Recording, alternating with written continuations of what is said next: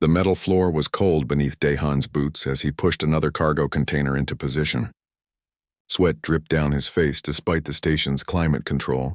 Loading Bay 7 was always the hottest section of Nexus Station Theta 7, and today felt worse than usual. He was 28 years old and had been working as a cargo handler for 3 years now. It wasn't glamorous work. Most aliens on the station looked at humans like they were cheap labor. Nothing more. Humans were still new to the galaxy. Only 50 years since first contact, and everyone else had been traveling the stars for thousands of years. They had better technology, better ships, better everything. But Dahan didn't mind. The job paid enough to send money back home to Earth, to his younger sister who was studying medicine. That was enough for him. He wiped his forehead with the back of his hand and checked his datapad. 2 more containers and his shift would be over. Then maybe he could grab some noodles from that place on level 3 that tried to make Korean food. It never tasted quite right, but it was close enough to make him less homesick. The sound of raised voices caught his attention. Dahan looked up from his work. The voices were coming from behind a stack of containers in the far corner of the bay. This section was supposed to be empty. His shift supervisor had told him nobody else was scheduled here today. He should probably just ignore it. Mind his own business. That's what everyone did on stations like this. You kept your head down and did your work, but something about those voices made his stomach twist. One of them sounded scared. Really scared. Dahan set down his scanning tool and walked toward the corner. His footsteps echoed in the empty bay. As he got closer, he could make out the words. "Stay still, little one. This will be easier if you don't fight."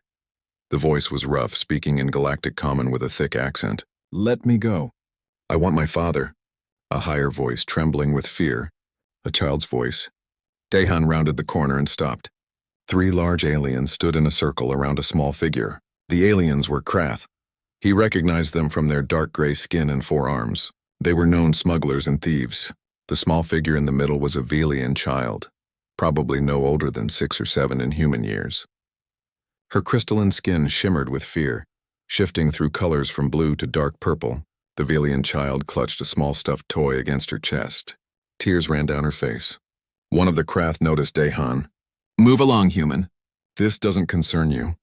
Dahan's heart pounded in his chest. He should walk away. Call security. Let them handle it. He wasn't a fighter. He wasn't anyone important, just a cargo handler. But he looked at the child's face, saw the terror in her eyes, and his feet wouldn't move backward. "Let her go," Dahan said. His voice came out steadier than he expected. The 3 Krath laughed. The one who had spoken before stepped forward. "You're joking, right? Do you know what this child is worth? Her father is High Diplomat Toral. The ransom alone could buy a small moon." "I said let her go." Dahan's hands clenched into fists at his sides. The Krath's expression changed. His eyes narrowed. "Last chance, human. Walk away or join the collection." In answer, Dahan grabbed the heavy wrench from his tool belt. It was meant for adjusting cargo clamps, not fighting, but it was all he had. The Krath pulled out plasma blades. 3 of them. The weapons hummed with lethal energy, glowing orange in the dim light of the loading bay. Dahan knew he was going to die. The thought came to him clearly, calmly. 3 armed criminals against 1 cargo handler with a wrench. The math was simple. But if he ran, if he called security and waited, the child would be gone, taken somewhere he'd never find her, lost to whatever terrible fate the smugglers had planned. He couldn't let that happen. Dahan moved first. He threw himself at the nearest Krath, swinging the wrench with all his strength. It connected with the alien's arm with a satisfying crunch. The Krath howled in pain and dropped one of his blades. Then the other 2 were on him. The first stab took him in the shoulder. White-hot pain exploded through Dahan's body. The plasma blade burned through his work uniform like it was paper. He screamed but didn't stop moving. He shoved the wounded Krath backward into the others, buying himself a second to breathe. "Run!" he shouted at the child. "Run and find help." But the Velian girl was frozen in fear, unable to move. The second stab hit his left arm. The third caught his ribs. Dahan fell to one knee, gasping. Blood soaked his uniform. The wrench slipped from his fingers and clattered to the floor. "Get up," he told himself. "Get up or she dies." He forced himself to stand. His legs shook. Everything hurt. One of the Krath kicked him hard in the chest and he flew backward, crashing into a cargo container. The impact drove the air from his lungs. Through blurry vision, he saw the leader of the Krath moving toward the child again. No. Dahan launched himself forward. He didn't have his wrench anymore. He didn't have anything except his own body. He put himself between the Krath and the girl, spreading his arms wide. "You'll have to go through me," he gasped. The fourth stab pierced his stomach. The fifth and sixth hit his legs. Dahan collapsed but didn't move away from the child. He could feel her small body pressed against his back, trembling. "Stay behind me," he whispered. "It's okay. You're okay." The seventh stab went into his back. The eighth into his side. Dahan couldn't feel his legs anymore. Couldn't feel much of anything except a spreading coldness. He lay on the metal floor, his blood pooling around him. But he'd positioned his body in front of the child, blocking the Krath from reaching her. Somewhere far away he heard alarms. Footsteps running, shouts. Security had finally come. The Krath cursed and ran. Their footsteps faded into the distance. Gentle hands touched Dahan's face. The Velian child knelt beside him, her crystalline skin now bright green with distress. She was still clutching her stuffed toy. "Don't die," she whispered in broken galactic common. "Please don't die." "You saved me." Dahan tried to smile, tried to tell her it was okay, that she was safe now. But his vision was going dark. The coldness was spreading from his chest to his fingers, his toes, his mind. Station security surrounded them. Someone was shouting for medical help. Someone else was carefully lifting the child away. She screamed and tried to stay with him, but they pulled her back. Dahan's last thought before the darkness took him was simple and clear. "At least the kid's okay. That's all that matters. She's safe." The world went black. On the cold metal floor of Loading Bay 7, surrounded by cargo containers and industrial equipment, an ordinary man had done something extraordinary. He hadn't thought about glory or reward. He hadn't calculated his chances of survival. He had simply seen a child in danger and refused to look away. It was the most human thing he could have done. And the galaxy would never be the same. Dahan became aware of himself slowly, like surfacing from deep water. First came the sensation of breathing, then the feeling of soft fabric against his skin, then the steady beep of medical equipment somewhere nearby. He tried to remember what happened. There had been pain, so much pain. Blood on metal floors. A child's face looking down at him with terrified green eyes. His eyes snapped open. The ceiling above him was not the gray metal of a station medical bay. It was smooth white material that seemed to glow softly with its own light. Strange symbols floated in the air above him, showing readouts he couldn't understand. Dahan tried to sit up and found he could. No pain. He looked down at his hands, turned them over. His skin was perfect. No scars, no wounds. He pulled aside the thin blanket covering him and checked his torso. Nothing. Not even a bruise. Had it all been a dream? Then he noticed he wasn't alone. Around his bed stood 12 figures in elaborate armor. They were Valians, their crystalline skin reflecting the soft light. The armor they wore was ceremonial, covered in intricate carvings and precious metals. Each one held a long staff with a glowing crystal at its top. As Dahan's eyes met theirs, all 12 figures moved as one. They struck their staffs against the floor with a resonating chime and placed their right hands over their hearts. Then they bowed deeply. Dahan had no idea what was happening. He said. "Hello?" One of the Velians stepped forward. Unlike the armored guards, this one wore flowing robes in deep purple. His skin shifted through colors as he approached, settling on a warm gold. "Dahan of Earth," the Velian said in perfect galactic common. "I am Coordinator Vesh. On behalf of all Velian people, I welcome you back to the living world." "Where am I?" Dahan's voice sounded rough from disuse. "What happened? Is the little girl okay?" Vesh's skin brightened to a brilliant yellow. "Lyra is perfectly safe, thanks to you. She has asked about you every day since the incident." "Incident?" Dahan rubbed his face. "How long have I been unconscious?" 3 weeks. 3 weeks. Dahan's mind reeled. "But I should be dead. I was stabbed 8 times. I felt myself dying." "You did die," Vesh said gently. "For 43 seconds, your heart stopped beating. Station security retrieved you and rushed you to their medical facility. But human medicine is still primitive by galactic standards. You would not have survived." Dahan looked around the room again. "So where am I?" "You are aboard the VSS Eternal Dawn, flagship of the Velian diplomatic fleet. When we received word that you had saved High Diplomat Toral's daughter at the cost of your own life, we immediately dispatched our finest medical team. They used bioregeneration technology reserved for our highest officials to heal your wounds. The information was too much to process. Daehan shook his head. I'm just a cargo handler. Why would you use your best technology on me? Vesh's expression became solemn. His skin shifted to deep blue. Because you created a life debt of the First Order. This is the highest honor in Velian culture. You sacrificed yourself for a child not of your species, knowing you would die. In our long history, such an act has been performed only 17 times. You are the first human to ever receive this honor. The 12 guards struck their staffs against the floor again in perfect unison. I don't understand, Daehan said.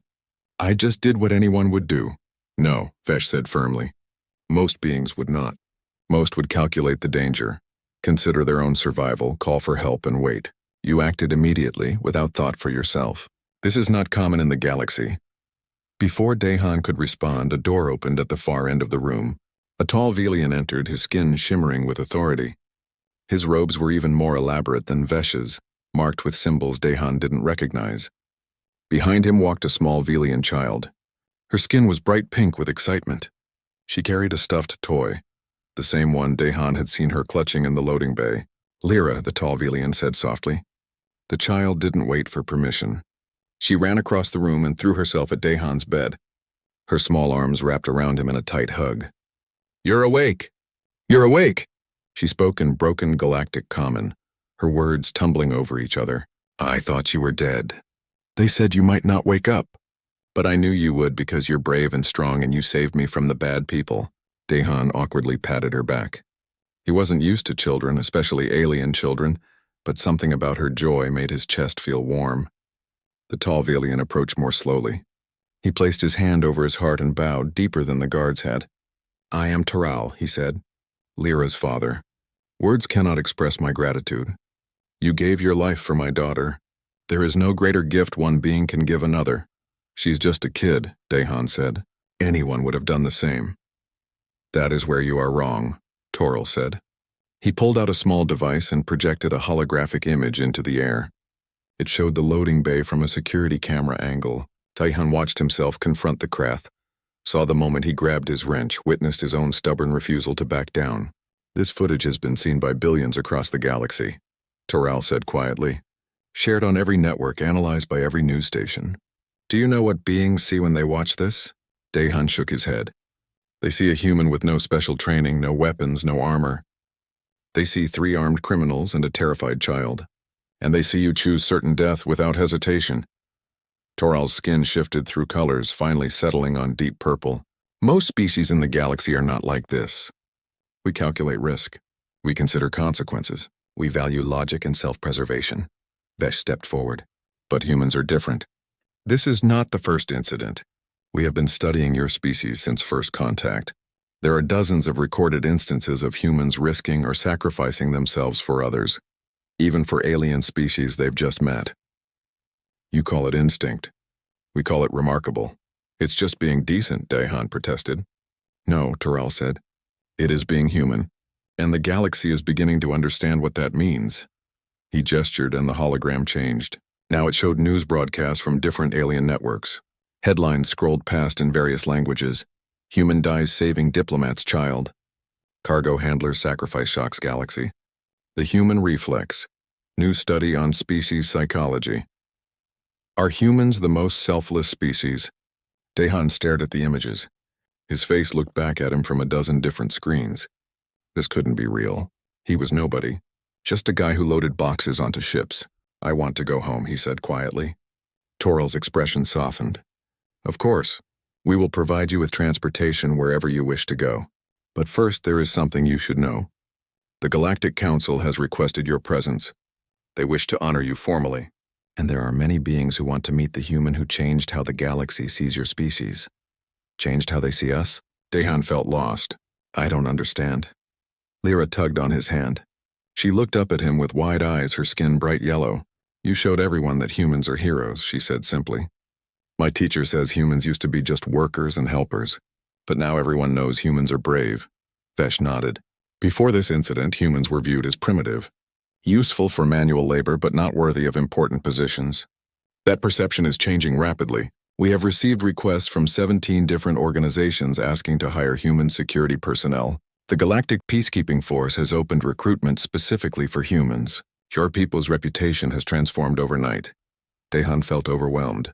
All he'd done was help a scared child. How had it become this? What if I just want to go back to my job? He asked. You can, Toral assured him. But you should know that you have options now. Many options.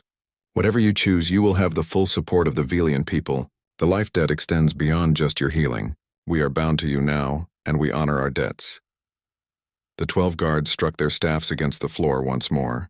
Dahan looked at all the faces watching him expectantly.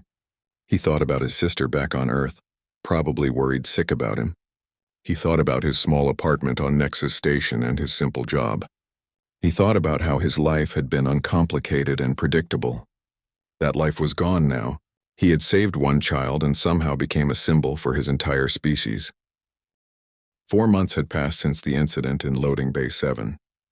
Dahan sat in a cafe on Nexus Station, trying to enjoy his noodles while people stared at him. Even after all this time, he couldn't get used to the attention. A group of young Velians whispered and pointed from across the room. An elderly Therian bowed deeply as she walked past his table. 2 human workers asked for photographs, their faces bright with pride. His friend Kiwan slid into the seat across from him, grinning. Still can't go anywhere without causing a scene, can you? Dahan groaned. I just want to eat my lunch. Kiwan had been his co-worker in the cargo bay, one of the few people who treated him the same as before. Well, mostly the same. Even Kiwan seemed a little awed sometimes by what had happened. Did you see the news this morning? Kiwan asked, pulling out his datapad. 3 more human security companies started operations this week, and the Galactic Peacekeeping Force announced they've recruited 500 humans in the past month alone. I saw. Dahan pushed his noodles around with his chopsticks. He'd turned down the ceremonial position with the Velian Diplomatic Corps, much to everyone's shock. He'd asked to return to Nexus Station, to a normal job. They'd given him a new title instead, Cultural Liaison. It was basically a fancy way of saying he attended meetings and smiled at important people while doing very little actual work. He hated it. You know what the best part is? Kiwan continued, his excitement building. Pay rates for human workers have gone up 40% across the board. 40%! My cousin just got hired as a flight attendant on a luxury starliner. A year ago, she couldn't even get an interview. Dahan managed to smile. At least something good had come from all this. He'd been sending even more money home to his sister. She'd called him crying when she saw the news, terrified he'd been killed, then crying harder when she realized he was being called a hero. There's something else, Kiwan said, his tone becoming more serious. He leaned forward and lowered his voice. Word is the Krath Syndicate put a bounty on you. 200,000 credits. Dahan's appetite vanished completely. A bounty? You embarrassed them, made them look weak. And now 3 of their members are in galactic custody facing kidnapping and attempted murder charges. Kiwan's expression was worried. You need to be careful. Maybe accept those Velian guards they keep offering you. I'm not walking around with an armed escort, Dahan said firmly. That's not who I am. Before Kiwan could argue, an announcement echoed through the station's speakers. Attention! Incoming vessels, please proceed to designated docking bays. Welcome to Nexus Station Theta 7. Dahan glanced out the cafe's viewport. He could see several ships approaching the station, their running lights bright against the darkness of space. One caught his eye, a small freighter that looked like it had seen better days. The hull was patched in multiple places and the paint was faded. He had no idea that ship would change his life again. Across the station, in Docking Bay 12, Bora guided her ship through the final approach sequence. The wandering star groaned and rattled as the docking clamps engaged. She'd really need to get the port thruster fixed soon, but repairs cost money she didn't have. At 32 years old, Bora had been flying cargo ships for 6 years. Before that, she'd been a combat medic in Earth's colonial defense force. She'd left the military hoping for adventure and freedom, only to discover that running a one-ship operation meant constant debt and dangerous routes. But things were changing. Her datapad chimed with a new message. Bora read it and had to read it again to make sure she wasn't imagining things. The message was from Velian Trade Consortium. They wanted to hire her for a 6-month contract hauling medical supplies to border colonies. The pay was triple what she usually made. Triple. Thank you, Dehan, she whispered to herself. Bora had seen the footage like everyone else. She'd watched an ordinary human cargo handler face down 3 armed criminals to save a child. She'd felt something shift inside her chest, a surge of pride in her species that she hadn't expected. Humans weren't the strongest species. They didn't have the best technology or the longest history in space, but they had something else, something the galaxy was just beginning to understand. They had heart. The contract message explained why they wanted her specifically. It included statistics that made her eyes widen. Human pilots and crews had a 347% higher mission success rate in dangerous scenarios compared to other species. Not because they were better trained or better equipped, but because they refused to abandon their objectives or their crew members. Someone had been studying human behavior, analyzing every incident since first contact. The data was clear. Humans were unpredictable, emotional, and reckless by galactic standards. They were also incredibly reliable when things went wrong. Bora accepted the contract immediately. Then she did something she'd been thinking about for weeks. She sent a message to the station's administrative office requesting a meeting with Dehan, the cultural liaison. She wanted to thank him in person. Meanwhile, in the Galactic Council chambers halfway across the sector, a human diplomat named Taemin stood before the security assembly. He was 45, silver-haired, and had spent 20 years fighting for humanity to be taken seriously on the galactic stage. For the first time in his career, people were actually listening. "The motion on the table," announced the council speaker, an ancient Vec with skin like polished stone, "is to grant humanity full member status in the Security Assembly, with voting rights and representation. 2 months ago, such a motion would have been laughed out of the chamber. Humans were too new, too primitive, too unreliable. But 2 months ago was before Dehan. "We have reviewed the proposal," said the Therian representative, her voice carrying the weight of centuries. "Humanity's recent actions have proven their value. We vote in favor." One by one, the representatives voted, some enthusiastically, others reluctantly, but the result was the same. When the final count appeared on the display, Taemin had to grip the podium to keep from shaking. Humanity had won their seat. After the session ended, the Velian representative approached him. It was Coordinator Vesh, the same official who had overseen Dehan's recovery. "Congratulations," Vesh said warmly. "Your people have earned this." "One person earned this," Taemin corrected. "A cargo handler who just wanted to help a scared child." "Yes," Vesh agreed. "But he showed the galaxy what humans are capable of. Now it is your job to prove that his courage is not unique, but representative of your entire species." Taemin nodded slowly. "No pressure, then." Vesh's skin shifted through amused colors. "The galaxy is watching humanity now. Some with hope, others with fear. There are those who see your species rise as a threat to the established order." "The Purity Collective," Taemin said quietly. "Among others." Vesh's expression became serious. "They believe emotional species like humans contaminate the logical purity of galactic civilization. They have been making aggressive moves in the border regions. We fear they may act soon. What kind of action? We don't know. But we have intelligence that they're planning something to prove humans are dangerous and irrational, something that will turn public opinion against you." Vesh placed a hand on Taemin's shoulder. "Be prepared. The backlash may come sooner than you think." Back on Nexus Station, Dehan finished his lunch and said goodbye to Kiwan. He walked through the crowded corridors toward his small office, nodding to people who greeted him.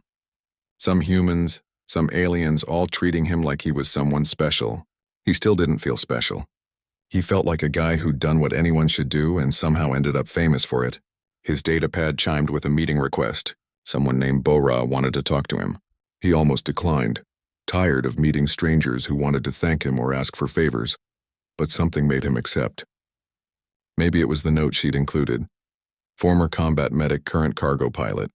Just wanted to say hi from one working human to another." Working human. Not hero, not symbol. Just another person trying to make their way in the galaxy. Dehan smiled and sent back a confirmation. He could use a conversation with someone normal. He had no way of knowing that Bora's ship would soon carry them both toward danger, that the Purity Collective's plan was already in motion, that in 3 days, A research outpost on the border would send out a desperate distress call. That once again, Dahan would have to choose between safety and doing what was right. The galaxy had changed because one man saved a child. But the real test was just beginning. Could humanity live up to the reputation Dahan had created? Could they prove that his courage wasn't a fluke, but a fundamental part of what it meant to be human? Soon the galaxy would have its answer. Dahan met Bora at a quiet bar on level 5 of the station. She was easy to spot, the only human woman sitting alone with a drink in front of her. She had short black hair and the kind of posture that spoke of military training, even though she wore civilian clothes. "You're him," she said as he approached. It wasn't a question. "I'm me," Dahan replied, sliding into the seat across from her. "Does that count?" Bora laughed and some of the tension left her shoulders. "Sorry. I've been nervous about this all day. I wanted to meet you without acting like a crazy fan, but I guess I failed." "You're doing better than most people," Dahan assured her. "At least you're not asking for an autograph or trying to touch me for good luck." "That actually happens? Last week a Therian woman tried to cut a piece of my hair, said it would bring prosperity to her family." Dahan shook his head. Kiwan had to chase her away. They both laughed and the ice broke. Bora ordered him a drink and they talked. She told him about her ship, the Wandering Star, and the contract she'd just received from the Velian Trade Consortium. He told her about his sister on Earth and how strange his life had become. "Do you regret it?" Bora asked after a while. "What you did in the loading bay?" Dahan considered the question. "I regret that it had to happen at all, that a child was in danger and no one else stepped in. But no, I don't regret helping her. I'd do it again, even knowing what would happen after. The fame, the pressure, all the attention. Even then." He met her eyes. She was just a scared little girl. "Nothing that came after changes that." Bora smiled. "That's what I thought you'd say. That's why I wanted to meet you. To remind myself that humans like you are real, not just stories on the news." "I'm not special," Dahan protested. "That's the point," Bora said. "You're not special, but you did something incredible anyway. That means any of us could. That's what scares the rest of the galaxy, I think. They can't predict us." Before Dahan could respond, both their data pads chimed simultaneously. Emergency broadcast.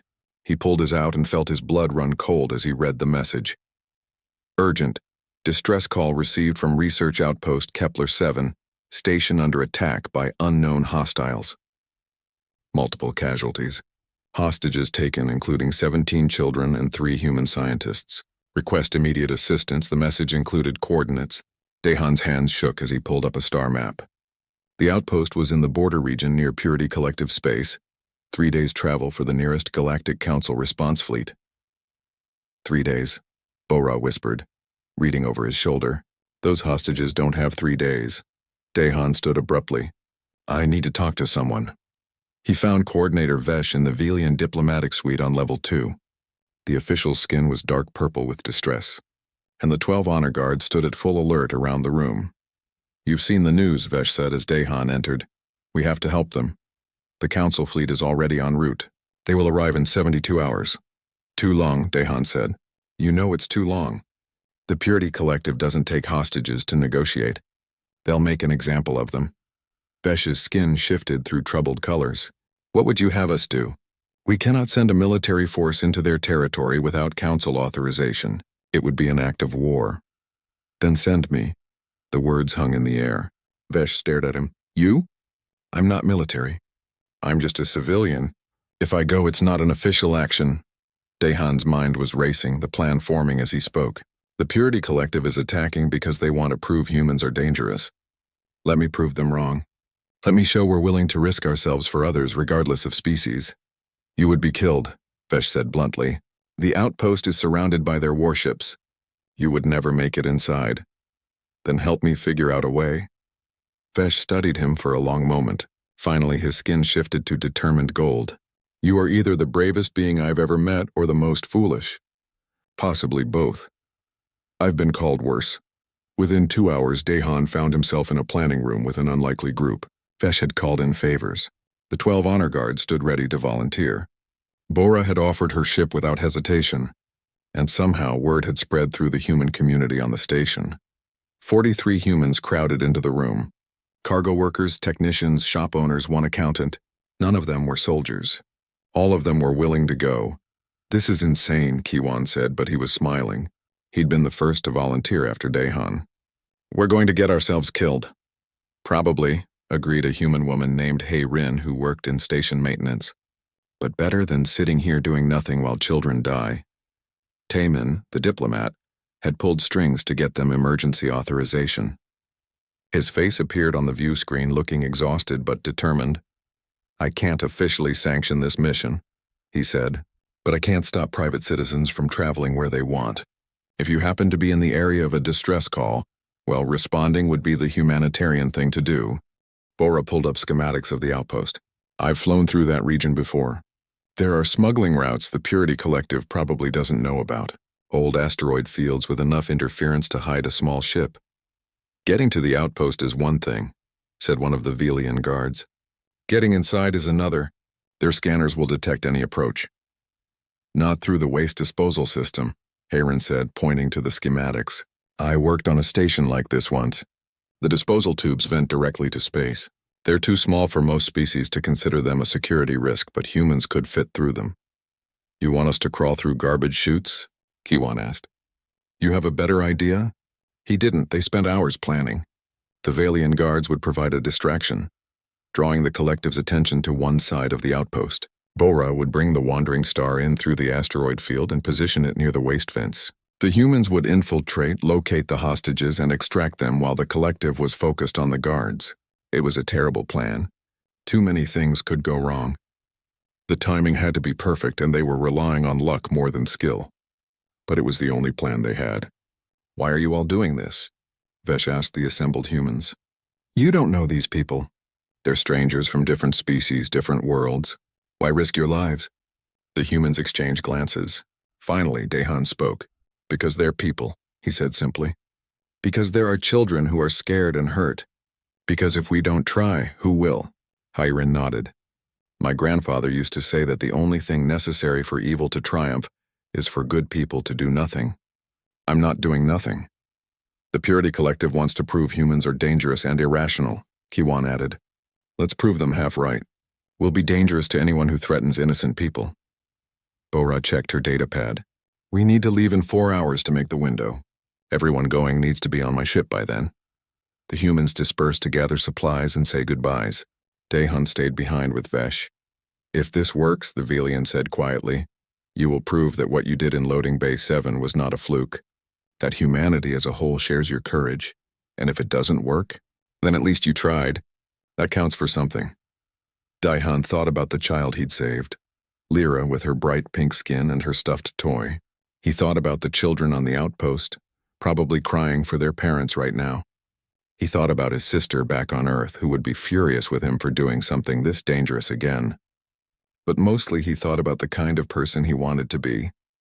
The kind of human he wanted to represent to the galaxy, someone who helped when help was needed, someone who didn't calculate odds before doing what was right, someone who understood that courage wasn't the absence of fear, but acting despite it. 4 hours, he said. We'll be ready. As he left the planning room, Dahan passed a viewport showing the stars. Somewhere out there in the darkness between systems, people were suffering, children were crying, and a group of ordinary humans were about to attempt the impossible. The galaxy thought it understood humanity now, thought it knew what humans were capable of. But the galaxy had only seen one man's courage.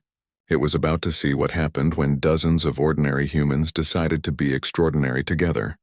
The wandering star shook as it navigated through the asteroid field. Bora's hands were steady on the controls despite the sweat on her forehead. Behind her in the cramped cargo hold, 43 humans and 12 Velian honor guards prepared for what might be their last mission. Dahan checked his equipment for the 10th time. A simple breather mask, a cutting torch, an emergency med kit. Nothing that would identify him as a soldier or official operative. Just tools anyone might carry? 2 minutes to drop zone, Bora called back. Everyone ready? A chorus of confirmations echoed through the ship. Dahan looked at the faces around him. Kiwan looked nervous but determined. Hayren was explaining the waste system layout to 3 other maintenance workers. A young human named Jun Seo who worked in a restaurant was helping distribute supplies. None of them had to be here. They'd all chosen this. Visual on the outpost, Bora announced. Through the viewport they could see it. a cluster of modules connected by corridors floating in the darkness. Around it, like predators circling prey, 3 Purity Collective warships maintained position. Coordinator Vesh's voice crackled over the comm. Velian strike team in position. Beginning distraction run in 30 seconds, the plan was in motion now. No turning back. Vesh's ship, a fast attack cruiser, suddenly dropped its stealth and accelerated toward the outpost from the opposite side. The collective warships immediately turned to intercept, their weapons powering up. "That's our window," Bora said. "Hold on!" She pushed the wandering star through a gap in the asteroids, flying fast and low. The ship rattled and groaned, but it held together. Within seconds, they were pressed against the outpost's hull, hidden in its sensor shadow. "Waste vent is 20 meters starboard," Hayrin called out, checking her scanner. "Right where it should be." The humans moved quickly. They'd practiced this in the cargo bay during the flight. Magnetic grapples shot out, securing them to the hull. One by one, they made their way across the surface in their emergency suits. Daihan reached the vent first. It was barely wide enough for a person, covered by a simple grate. He used the cutting torch to remove it, trying not to think about what he was about to crawl through. "Ladies first," Hayrin said, pushing past him with a grin. She disappeared into the vent. One by one, the others followed. The Velian guard stayed with the ship, ready to provide covering fire if needed. Inside the vent, it was dark and cramped and smelled terrible. Daihan crawled through accumulated waste and debris, following Hayrin's glow stick up ahead. The sound of his breathing echoed in his helmet. "Central junction ahead," Hayrin whispered over the comm. "This is where we split up. Team 1 takes the left branch to the research labs. Team 2 goes right to the residential modules. Team 3 straight ahead to the command center." Daihan was Team 2, residential modules, where the children would be held. He led his group through the tight passage, every meter feeling like a kilometer. Finally, they reached another grate. Through the grate, Daihan could see a hallway. Empty. He carefully cut through the metal and dropped down into the corridor. Footsteps. He pressed against the wall and held up a hand, stopping the others. 2 Purity Collective soldiers walked past, talking in their clipped, logical language. They didn't look up, didn't see the humans hiding above. When they were gone, the rest of the team dropped down. 16 humans in total, led by a cargo handler and a restaurant worker. It would be funny if it wasn't so terrifying. They moved through the outpost carefully, following the layout Hayrin had memorized. The Purity Collective clearly hadn't expected anyone to infiltrate. Most of their forces were focused on the Velian ships outside. Daihan heard crying before he saw the source. A child sobbing coming from behind a locked door. He recognized the sound. Fear, confusion, the desperate need for comfort. Just like Lyra had sounded in the loading bay. He signaled the others and approached the door. It was secured with a basic electronic lock. Junseo, who apparently had some experience with such things, worked on it while Daihan and Kiwan kept watch. "Got it," Junseo whispered. The door slid open. Inside was a storage room that had been converted into a makeshift prison.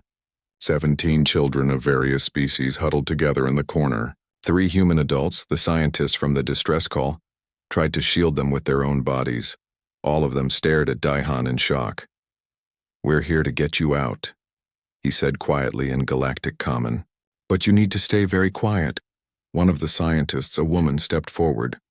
"Who are you?" "Cargo handlers, mostly," Daihan admitted. "But we brought a ship." "Can you walk?" The children were scared but uninjured. The scientists helped organize them quickly. Daihan counted heads. All 17 children accounted for. But now they had to get them back through the waste vents and to the ship. That's when the alarm started blaring. Team 1 compromised. Hayrin's voice crackled over the comm. "They found us in the labs. All teams abort and extract." "Negative," Daihan replied. "We have the children, making our way to extraction point." "You'll never make it back through the vents with the kids," Hayrin said. Too slow, she was right. The children were too small to climb through quickly. They needed another way. "The landing bay," one of the scientists said. "There's a shuttle there. If we can reach it." "Through a station full of hostile soldiers?" Kiwan asked. "You have a better idea?" The humans looked at each other. Then as one, they nodded. "Stay with the children," Daihan told 4 of his team. "The rest of us will clear a path." They moved through the corridors in a group, the children surrounded by protective adults. Every time they encountered collective soldiers, the humans didn't hesitate. They weren't fighters, but they were desperate and angry and protecting children. Ki-1 tackled a soldier twice his size. Jun-Seo used a fire extinguisher as a weapon. The scientist woman revealed she'd been a boxer before becoming a researcher.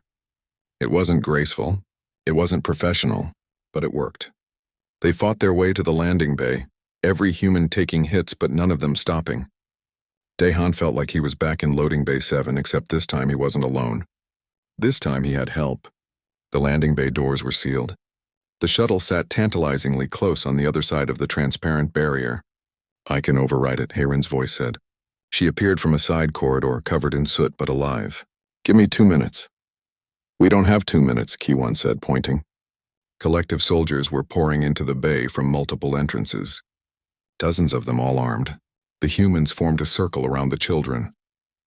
This was it. This was where they'd make their stand.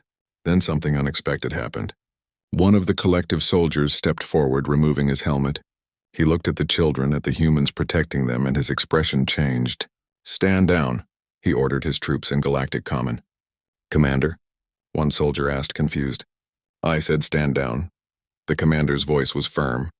He walked closer to Daehan, stopping just out of arm's reach. "You're the one from the loading bay, the human who saved the Velian child." "Yeah," Daehan said. "So, my daughter," the commander said slowly, "is in that group." Daehan followed his gaze. A small collective child, probably 6 years old, peeked out from behind one of the scientists. She had her father's eyes. "She was part of the research exchange program," the commander continued. "When the militants took over the outpost, I tried to get her out but failed. I've been trying to keep her safe, but there was nothing I could do without disobeying direct orders." He looked at the circle of humans, at the way they stood ready to fight despite being outnumbered and outgunned. "You came for them," he said. "All of you. Knowing you'd probably die." "They're kids," Daehan said simply. The commander was quiet for a long moment. Then he turned to his soldiers. "New orders. Help them reach the shuttle." "Sir, that's treason," one soldier protested. "I know," the commander looked at his daughter. "But some things are more important than orders. The humans just reminded me of that." What followed was chaos. Half the collective soldiers followed their commander's orders. The other half tried to stop them. In the confusion, Hayren got the bay doors open. "Go, go, go!" Daehan shouted. The scientists rushed the children toward the shuttle. The humans provided cover, grabbing whatever they could use as weapons. Bora brought the wandering star around, its weapons firing to keep the hostile soldiers back. Daehan did a final head count as children piled into the shuttle. 16, 17. Everyone was accounted for, except one. He heard the crying from across the bay. The commander's daughter had fallen in the confusion, separated from the group. She huddled behind a cargo container while weapons fire flew overhead. The shuttle was loaded. They could leave right now. Everyone else was safe. Daehan looked at the frightened child across the bay, looked at the weapons fire between them, calculated the odds of making it there and back. Then he ran. "Daehan, no!" Ki-1 screamed. He didn't stop, didn't think, just ran toward the child the way he'd run toward Lyra months ago in a loading bay. Energy bolts seared past him. One grazed his shoulder and he stumbled but kept going. He reached the child and scooped her up. She clung to him, sobbing. "It's okay," he told her. "I've got you." The run back seemed longer. His lungs burned. His wounded shoulder screamed. But he could see the shuttle ahead, see his friends reaching out for him. He made it. Strong hands pulled him aboard. The shuttle doors slammed shut. Bora's voice came over the comm. "We're clear. Jumping in 3, 2, 1. The stars streaked as they entered hyperspace. In the silence that followed, Daehan sat on the floor with the commander's daughter still in his arms. Around him, humans and children of a dozen different species caught their breath. They'd done it. Against impossible odds, they'd actually done it. 1 month later, Daehan stood in the Galactic Council chambers watching the vote tally. Full member status for humanity with expedited rights. The final vote came from the Purity Collective's new representative, a former commander who quietly mentioned his daughter was alive because a human had chosen compassion over logic. The vote passed unanimously. That evening, Dehan returned to Nexus Station. Not to a parade or a ceremony, but to his apartment and his simple life. Bora's shipping company was expanding rapidly, offering him a position as safety consultant. Kiwan had been accepted into the Human Galactic Cultural Exchange Academy as an instructor. But Dehan had chosen to return to cargo handling. Real cargo handling this time, working on the VSS Eternal Dawn where he could see Lyra every week. She visited him that evening, bringing her homework and chattering about her day. Her father, High Diplomat Toral, smiled from the doorway. "The Council is calling it the human reflex now," Toral said. "The instinct to protect others regardless of cost. They're teaching it at military academies." "It's not special," Dehan said. "It's just being decent." "That's what makes it special," Toral replied. "That you don't see it as anything extraordinary." Across the galaxy, the story spread. Not just of Dehan, but of 43 ordinary humans who'd risked everything for strangers, of a species that calculated danger differently than everyone else, weighing the value of life above the value of survival. Ships in distress learned to hope for a human crew nearby. Colonies requested human peacekeepers. When children were lost or people were in danger, the call went out the same way every time. "Get me a human." Because the galaxy had learned what Dehan knew all along. Courage wasn't about being unafraid. It was about doing what was right even when you were terrified. That was the human way. And the galaxy was better for it.